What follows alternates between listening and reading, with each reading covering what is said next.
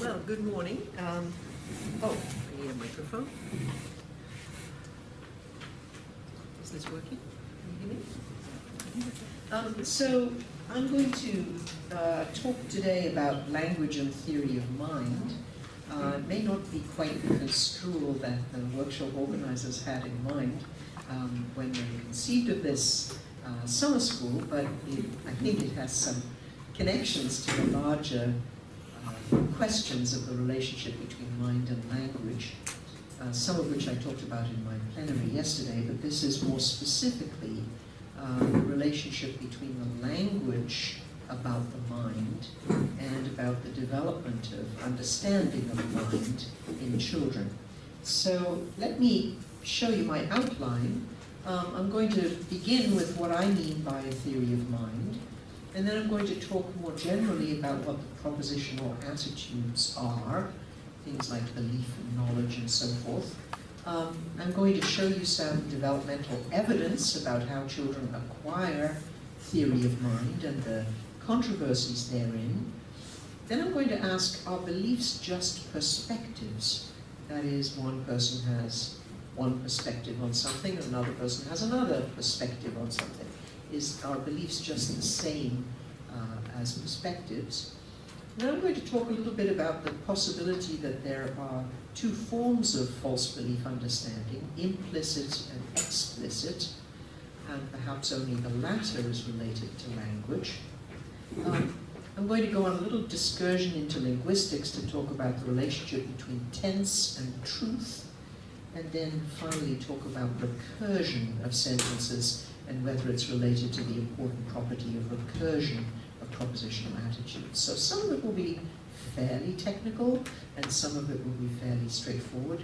I'm hoping I can get through it all in the 2 hours this morning, because this afternoon my two workshop co-teachers are going to do their parts, Hazel Pearson and Stephanie Dorman-Tame. Am I saying that right? Good. So they will take over and talk about different pieces of it this afternoon.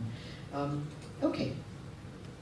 So theory of mind, in my definition, is the ability to understand the mental states of others. Well, not really directly, but to propose that others have mental states and to understand that those mental states cause behavior. So false belief reasoning is an important milestone of theory of mind development. It's the ability to recognize that individuals can have beliefs that are different from reality or the world that we know. And previous studies have concurred that most 3-year-olds fail classic tests of false belief reasoning, and 4- and 5-year-old children tend to pass those tests. So there's a major watershed, if you like, that happens at around 4 years of age. So I'll give you a classic task, different from the one I gave you yesterday, different example.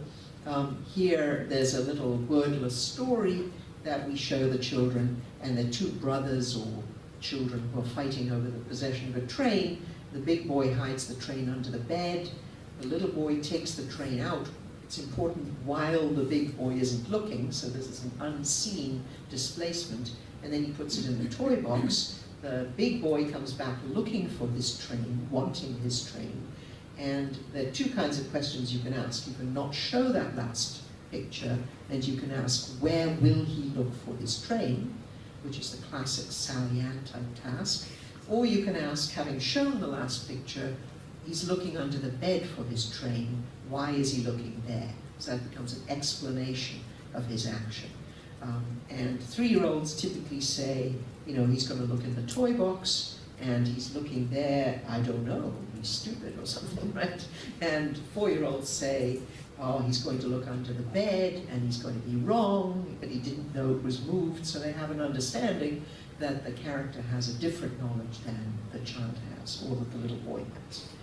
Here's the second variety of unexpected contents, classic task. You show a very familiar container. I hope it's familiar in France. I'm sure eggs come in the same kind of container in France. And you say, what do you think is in this box? And the child says eggs, and then you open it up, and it's something weird like tomatoes. And you say, wow, look at that, let's close it up again. Before, what did you think was in this box? And the 3-year-old says tomatoes, and the 4-year-old says eggs. And then you can ask a question about somebody else. What will your friend think is in this box if we show him the box? So that's the unexpected contents task. And here's a third example, which is explaining strange actions. And again, I tried to give some variety to those who saw it yesterday. So let me show you this one.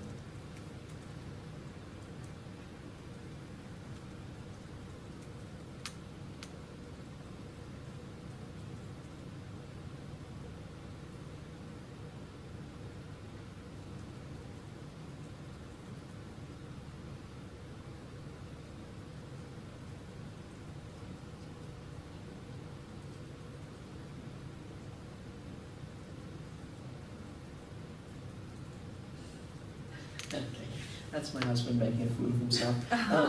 So the question is, why did the man put the dog on his head? And 3-year-olds say things like, we liked it. Or one very interesting response was, it was a dog hat. Okay, or he was crazy. But 4-year-olds say he didn't know his hat was moved, he thought he was putting his hat on, he didn't see the boy move it. So again, an understanding that the person was in ignorance about the object. So why does one have a theory of mind? What use is it to you?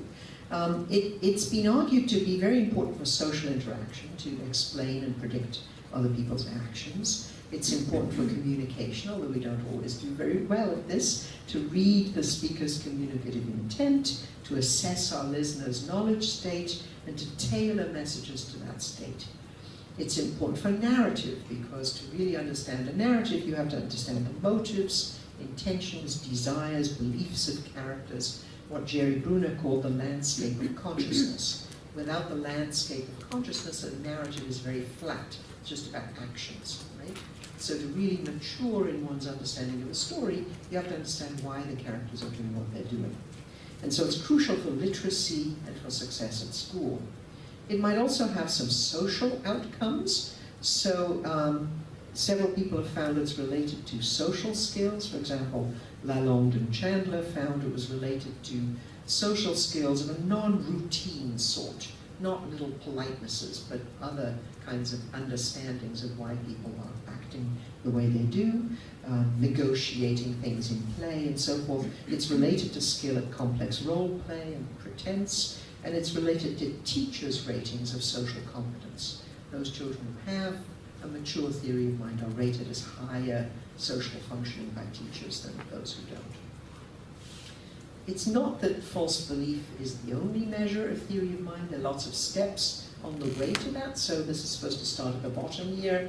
Basic theory of mind, sometimes called a basic theory of mind module, by people like Alan Leslie, have argued that you can see the presence of this very early awareness of theory of mind in the babies who are monitoring where you're looking, for example, directed eye gaze or pointing, monitoring what other people are intending by their actions, helping them achieve. For example, if somebody's reaching for something, the child might give them that thing. So the very early manifestations of it in infancy, before about 2.5 years, at around 2.5 to 3.5, children begin understanding competing desires. Other people might have desires different from their own, or they might understand why somebody has a particular emotion, especially if it's in a very scripted situation. For example, one should be happy to get a present, or one should be upset if one's ice cream drops off the cone, or something like that. So they understand that these situations cause emotional reactions in other people.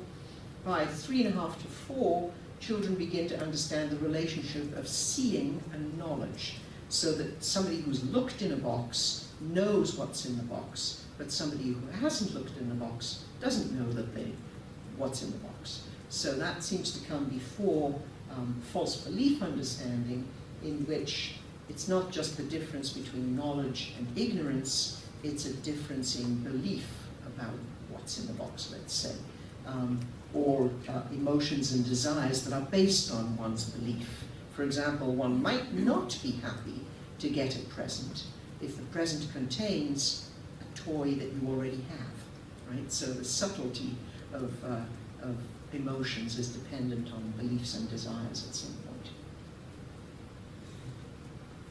So why does the change come in at 4? What happens at age 4? And there's some conceptual unity to it, so it's not, it's manifest in several different performances, if you like, at age 4 that children begin to show a different awareness of other people's beliefs. So what's the change due to? Could it in fact just be a change in something to do with the tasks that one can master at age 4? Perhaps, you know, children really have understanding of mind from infancy, but the tasks require some additional ingredient that aren't shown until age 4. So this is a serious question that people have asked. Let me say why I think there might be an interesting connection between language development and theory of mind. And this is to do with how mental states are represented in the mind. What are the qualities of mental states from a philosophical perspective of philosophy of mind? Glock in 2001 describes 3 types of intentionality, that is the content of mental states. In one of them, it's a propositional attitude that the speaker or the thinker thinks, says, or believes that, and then there's a proposition. For example, that there is an orange in the box or something like that, right? So some contentful proposition. A second type is where the thinker has an action-oriented attitude. For example, intends or plans or wants to do something, right? That's different than the first one where there is a truth attached to the proposition. This one is future-oriented. It's about an action that's about to happen. The third type is thinking about something. I'm thinking about the sea, for example. That hasn't got a content that can be evaluated with respect to truth. It's just, that's the vision, if you like, the content of my mental state. So in each case, though, the content might not in fact exist in reality, right? There might be a separation between the content of the mind and something out there in the world. So I might be thinking, for example, of a unicorn, which doesn't exist in reality. Or I might be intending to do something that's unrealistic, it couldn't happen. Or I might think something that's false. And so Brentano, writing about this intentionality in the last century or more, talked about the criterion of, you might not be able to see this for the table, intentional non-existence. That is, the contents of the mind might not in fact have an existence out in the world. A second thing to notice about the particular case of propositional attitudes is that, what I mentioned before, the proposition can be false. So suppose we have the sentence, Jill thinks that France is a monarchy. It isn't, right? Anyway, the propositional attitude has content that's intentional and opaque. Opacity means that the truth of the embedded proposition is independent of the truth of the whole sentence. So that sentence, Jill thinks that France is a monarchy, could be true even though France is not a monarchy. That particular piece of it is false. That's a very unusual property, but it's true of propositional attitudes. Thirdly, the referents are also opaque, and this is something that Hazel is going to spend some time on this afternoon, so I'm just going to give you a single example. If Jill thinks Peter dropped a metal object down the sink, it does not necessarily mean that Jill thinks Peter dropped a hotel key down the sink, even though the metal object may be the hotel key. So if I just use the ordinary sentence, Peter dropped a metal object down the sink, it's no problem to substitute Peter dropped a hotel key down the sink. If the two mean the same thing, it's perfectly fine in a sentence with a verb like dropped. But it's not fine if you have a mental state term. And this is true of the propositional attitudes too. That is, I can believe something without necessarily understanding it under a different representation. So, finally, propositional attitudes can embed. So Emile thinks that Peter believes that Jill thinks that France is a monarchy. You can go on and on and on with embedding or recursion. Propositional attitudes are therefore intentional, opaque, and recursive. That's the nature of our mental understandings of the world. And the question is, what form are they in? So given that propositional attitudes have these important properties, how are they represented to us mentally? And I've argued, as I did yesterday, that an image format is insufficient, because images can't capture falsity. They can capture perhaps recursive, so you can have an image in an image in an image in an image, that's no problem. Maybe they can represent non-existent things like a unicorn, but what they can't manage is falsity. So the classic example is, you know, imagine a picture of a man not smoking a pipe. Look into your inner state and imagine an image of a man not smoking a pipe. I'm sure your images are all very different, but they include all kinds of very particular things, like he's wearing a suit, he's sitting on a chair, you know, he's got black hair or something. Well, how do I know what your image is of, right? You draw that image up tomorrow and you may not have anything to recall it by. You might say, why don't I have an image in my head of a man wearing a suit sitting on a chair? There's nothing about that image that tells you he's not smoking a pipe. That's a linguistic, if you like, representation, a negation. You could put a big X through it. That's a symbol in itself. Okay? In fact, even if you put an X through it, if a man's smoking a pipe, you wouldn't necessarily know tomorrow what the X is about. So images just can't satisfactorily represent negation or falsity. Words aren't enough because they aren't rich enough to capture propositions.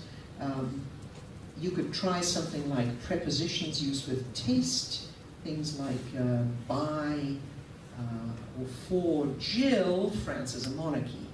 But notice they can't embed. So you can't say for Emile, for Peter, for Jill, France is a monarchy. So recursion doesn't work with things like prepositional types, right? But linguistic forms like embedded complements have all of the right properties. They can represent falsity, they can represent propositions, they can represent recursion. They have the right properties to represent mental states. That's why I'm so fond of the idea that language is important for theory of mind. But there is a thorn, what's the word, a thorn in the ointment? Suddenly this expression sounds very strange in English. Fly. A fly in the ointment, but what's a thorn here? A thorn in my side and a fly in my ointment, both together. That's a lovely error. So why do you have a thorn in your ointment? That doesn't make sense. Okay, maybe in French it is. Thank you. Okay, so the difficulty comes if it can be shown that, in fact, infants understand other people's beliefs, and infants don't have the representational capacity for language. How could it be that they could represent others' false beliefs? That have to make it the case that their representations were in some non-linguistic format. So let's take a look at the evidence for infants and false belief.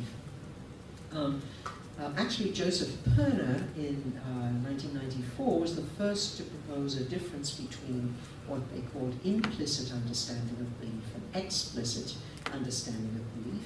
And they found it in children just below age 3.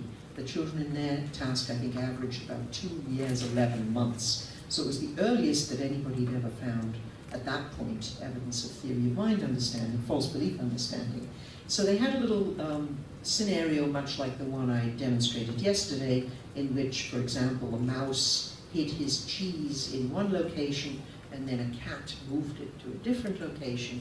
The mouse comes back into the scene, and the question was explicitly asked, where will the mouse look for his cheese? And the children failed it in the classic manner. They pointed to where the cheese really was, as opposed to where a mouse should think it was.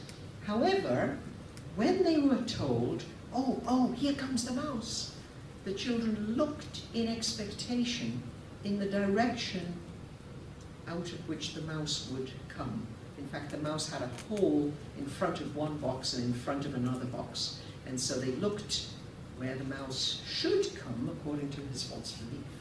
And so it was as if the children had an implicit expectation of where the mouse would come to get his real cheese, which was at variance with the explicit answer that they gave when asked the question. This was very interesting, and they premised that there was an implicit understanding of belief. And they argued that implicit understanding is when you understand something in a very indirect test, but not in a direct test. And so they were the first to introduce the notion of an implicit understanding of belief. And since about that time, since about the early 2000s, there's been a huge proliferation of studies on infants and young children trying to adapt false belief tasks to the demands, the possibilities of infant response. And I want to take a look at those because they're very important. So one model of theory of mind is that there's complete continuity, that infants have an implicit understanding of others' beliefs, but they can't answer the direct questions. And at 4-year-olds, you can make decisions and act on their understanding of belief. And the argument is on this theory that the 3-year gap, because they found it as young as 1, the 3-year gap is explained by the need to develop executive function skills, such as the ability to repress impulses towards reality. A very attractive theory. So this idea is that the knowledge of the basic ideas, core theory of mind, is present early, but infants and young children can't make full use of it because of performance constraints only. And these constraints may be limited memory, insufficient inhibition, and so forth. Only when children are released from these negative constraints by developing this executive function control in their brains that they can use their knowledge in flexible ways and resist the pull, the lure of reality. Okay, so let's take a look at the evidence that infants have implicit understanding of others' beliefs but can't act on those.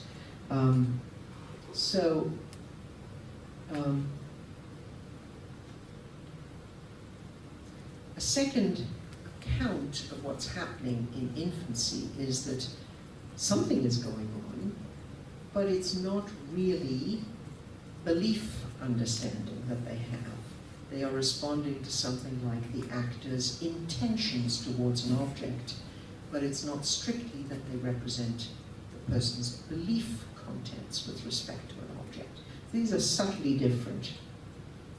In René Baillargeon's theory, they've used, I should say first, 2 spontaneous response tasks where the child is not asked a question, but something about their eye gaze is interpreted as their answer.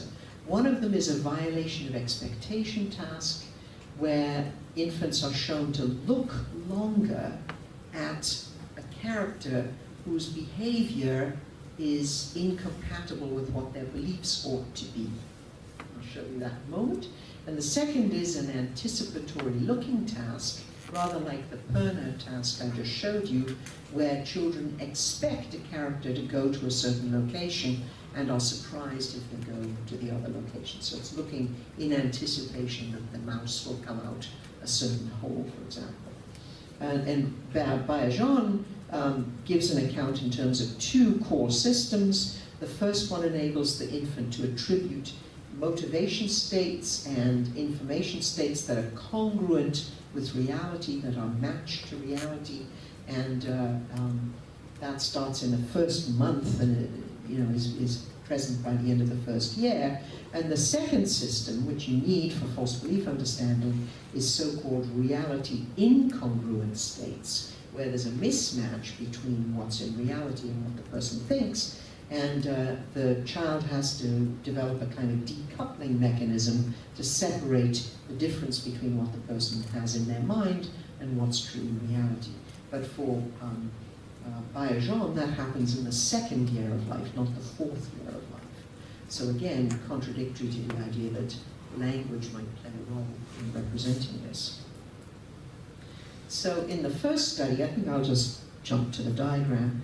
In the first study by Onishi and Bayajan, 2005, they have a task in which there is a character watching an object move between two boxes, the yellow box and the green box, and in the familiarization phase, the person merely watches an object go into the box and then is shown to reach into that box for the object. So you build up an expectation that the person will reach into the box where the object has gone, right? And then they introduce a belief phase where the person has a screen in front of them they can no longer see, and the object, and this has always worried me, miraculously moves from box A to box B. It's on a little, railway or something. So the person does not see it move, and then the question is, where will they reach for the object? Will they reach into the box where it really is, or will they reach into the box where they last saw it? And according to these measures of how long the infant looks at each kind of event, the argument is that the infants are surprised when the person searches in a box that's incompatible with their belief state. So in other words, if the person searches in the box where it really is, that's an incompatible event, because they shouldn't know that it is in that place. Whereas if the person looks where they thought it was, that's the infant accepts and doesn't look very long at that. So it's all based on the looking time differences between congruent and incongruent belief states of the character. That's an example of a eye gaze duration case. I'll show you the Southgate task in which the infant looks in anticipation at where the person will reach. And to remove the temptation of reality, in Southgate they actually take the object away completely. Which sounds like a really good idea until you see the video. So I'm going to show the video and see what your reaction is. I hope this shows.